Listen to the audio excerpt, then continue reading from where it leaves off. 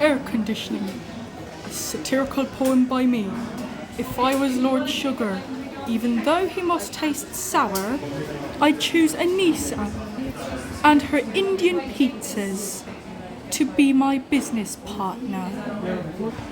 Instead of getting drunk with Dean, the aircon man, because of all things, Mike Sotar found a disgusting picture in the semi-finals.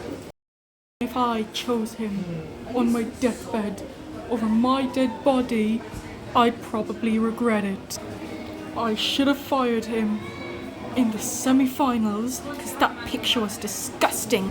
I'd rather get drunk with Anissa instead. With alcohol.